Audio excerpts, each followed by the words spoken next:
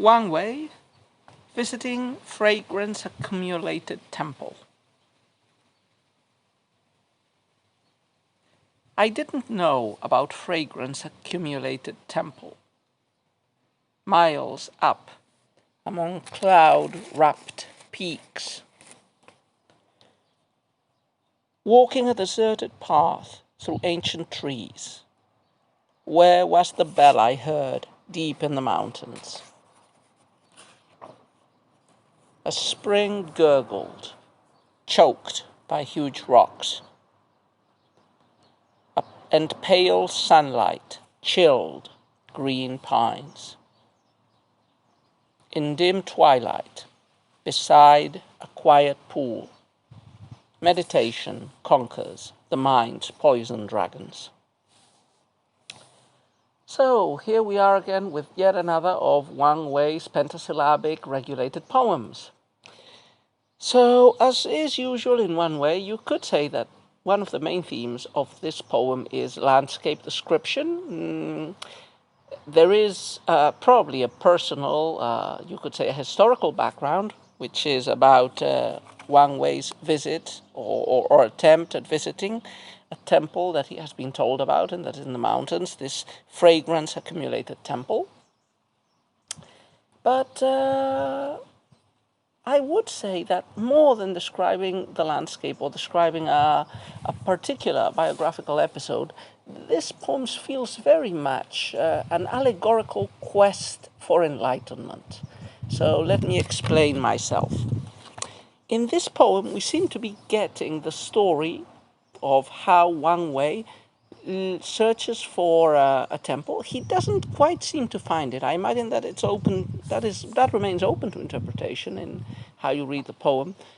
But he's not searching the temple just for curiosity or tourism. He's probably searching the temple because he's searching for the enlightenment that he might attain at the temple. And anyway, in the poem, at the end of the poem, and after what seems to have been a relatively difficult search, he finally does seem to find some sort of enlightenment. So I would say that is the main topic of this poem. The quest, the successful quest for religious enlightenment. And as background themes, you have landscape description, a slight biographical episode, and in part of that biographical episode, probably the failure to find a temple that he was looking for. Now, this poem includes many of the typical elements of Wang Wei's poetry that we've talked a lot before.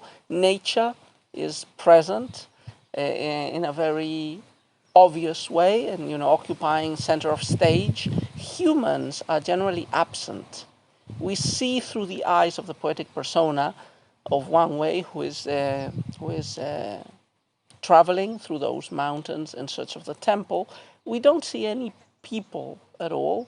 And, we get this disembodied, pure nature without any human presence, which appears a lot in Wang Wei's poems, and which, is imbued with religious worldview, with the idea of a nature that has lost everything that is distracting or superficial or cultural.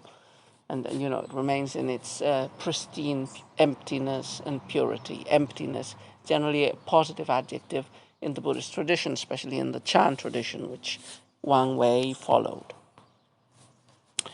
Anyway, let's, as usual, take a look at the poem couplet by couplet and try to clarify some of the images and topics that appear there. First couplet. I didn't know about fragrance-accumulated temple, miles up among cloud-wrapped peaks. So it seems that the poetic persona of Wang Wei has heard, maybe somebody has told him, about a temple, the fragrance-accumulated temple, and he decides to visit it. He probably hasn't been given very strict directions. He has just been told its general whereabouts. He hadn't heard about the temple before. He only knows that it's, high in the mountains and, it's not easily visible. Yeah, probably it's hidden away by high cloud-wrapped peaks. Now, we've talked before about how terse traditional Chinese poetry is. So in a different translation that I found of this poem, the first line is translated a bit differently. So it's not that he didn't know about the temple, it's rather that he didn't know how to find it. But anyway, they're not contradictory readings of the line. Yeah? If he hadn't heard about the temple, he definitely would not know where to find it. So anyway, this couplet starts us on the quest that the title was mentioning, visiting this fragrance accumulated temple, but it also starts us on an idea or on a path, which is there is no path. I don't quite know how to reach this temple. And as I said, you can read this literally, but you can read this also allegorically. If this is a quest for truth, there is no clear path for truth. Now, as I said, Wang Wei is a Buddhist, and he is a Buddhist of the Chan persuasion. Now, one of the innovations of Chan Buddhism, which was the first really local Chinese Buddhist sect to appear instead of being an import from India or Tibet. One of the characteristics of the Chan sect is, it's very influenced by Taoism, by the idea of mistrusting society, culture, language, civilization, idealizing nature, and in some Buddhist scriptures of the Chan persuasion, there's the idea that you should be very critical with the Buddhist tradition and the Buddhist scriptures. I mean, you have to find your path to illumination. You shouldn't, it's not an easy path. So it's not just reading scriptures, religious texts, and being in a monastery, and so on and so forth. No. Achieving illumination is tough. It's hard work. It's individual hard work. Nobody can help you. Even things that you might think might help you might obstruct you, like theology or customs. Reason, logic, patterns of thought, they will be an obstacle. So you might have a very clear idea of what you want to achieve, but the ways of achieving it will not be intuitive. In Chan, generally the main ways are meditation and working in common everyday activities, and trying to break mental, rational thought patterns through paradoxes, the famous koans of the Japanese Chan sects. In Japan, Chan is called Zen, which is how it is most known in the West. So anyway, going back to this first couplet, what we get is the idea that I want to visit a temple, don't know where it is, not exactly, but I think you could very easily impose on it an allegorical reading, like I'm starting on a quest for illumination. I'm not certain about where to really look or how to achieve it. The temple acts as a metonymy for Buddhist illumination, but it is not Buddhist illumination as such. But it might have in common with it the difficulty of knowing where it can be grasped, where it can be caught. Second couplet. Walking a deserted path through ancient trees, where was the bell I heard deep in the mountains? So the second parallelistic the second couplet, which is the first parallelistic couplet, continues the idea expressed in the first couplet about the uncertainty about the whereabouts of the temple. Wang Wei has started his search for the temple. He has gone up a deserted path, so a path not usually taken, an abandoned path through ancient trees. But the temple is not to be seen. An ancient path is seen, but not the temple yet. There is an aural impression. So a lack of visual impression is contrasted in the next line with an aural impression, the sound of the bell, but that sound of the bell does not lead to the seeing of the temple. It just seems to disorient the poet even more. We hear an echo of the bell deep in the mountains, but that echo doesn't help me to find the temple. So the poet is searching for the temple, or if you like the allegorical interpretation, the poet is searching for illumination. He is receiving some clues, some signs, but they're not helpful enough. He just cannot find his place around. Again, in some of the interpretations, in other versions of this poem, the third line is actually translated as, there is no path through ancient trees. So anyway, that interpretation would emphasize the fact that, you know, the poet is disoriented and his search seems to be rather difficult or pointless, a quest that will not bear fruit. Third couplet, which is the second parallelistic one. A spring gurgled, choked by huge rocks, and pale sunlight chilled green pines. So we get more descriptions of the nature that the poet is seeing in his quest for the temple. It's very ambiguous. I don't know how to read. I think you can read these images in different ways. There's the literal meaning, so perhaps while walking around the mountains, trying to find the temple, the poet does, you know, see some springs or a spring gurgling with big rocks choking it, and he notices, as the day wears away, pale sunlight and the green pines. But there's probably more to this than just the literal sight impressions of the poet while in the mountains. Both images, I think, transmit an impression of difficulties, of obstacles. They emphasize the difficulty of the search. So the spring is gurgling and it is choked by huge rocks. So an obstacle or a series of obstacles impede the flow of the river's water. It says, pale sunlight chilled green pines. So the sunlight does not seem to be warming. On the contrary, it seems to be, literally, the poem says, it's chilling the green pines. Although we might interpret it as rather that the sun is weak or is setting because the day is going on, and it doesn't emit enough heat to warm this deeply shady, cool green pine area.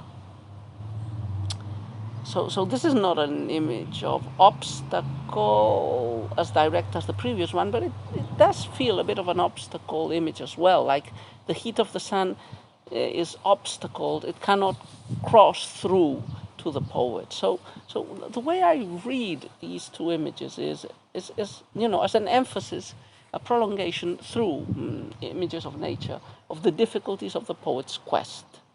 The previous couplet already emphasized this orientedness, this difficulty in the quest, but it's quite usual in Chinese poems that they zoom in. So each successive couplet takes us from the more abstract, from the more generic, from the more background situation to the inner, the more subjective, the more personal, and the smaller detailed thing. So sometimes when you get poems describing nature, the first couplet maybe describes the background, the second one describes generic things that are seen in nature, like the heaven and the earth.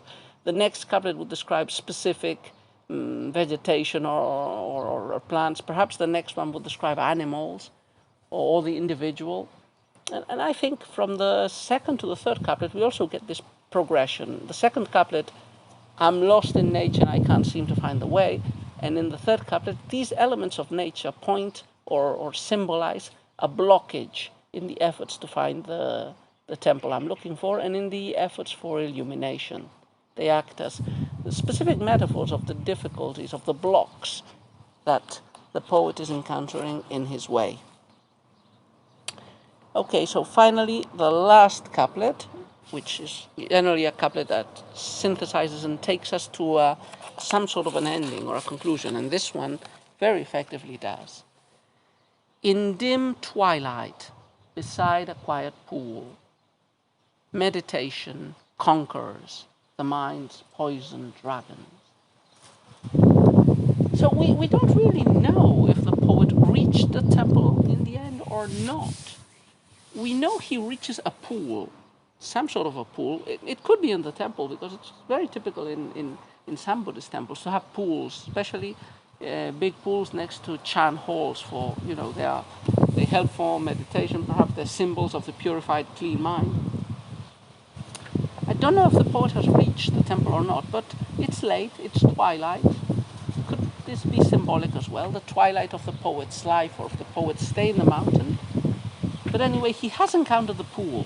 And remember, the quiet pool, quiet is a very, very adequate adjective here, because remember, quieting the mind, the impulses, the desires, the limitations of reason and of culture, quieting all those things are key for achieving Buddhist illumination. Purifying yourself of all that, purging all that background noise that disturbs the mind in its search for enlightenment. He says, in this twilight, beside the quiet pool, I succeed. Meditation conquers the mind's poison dragons. So what are the mind's poison dragons? I imagine this is a technical term in Buddhist terminology of Tang China. But the dragons of the mind probably is, a metaphorical way to refer to the things I've just mentioned, the things that distract the mind from attaining truth and enlightenment.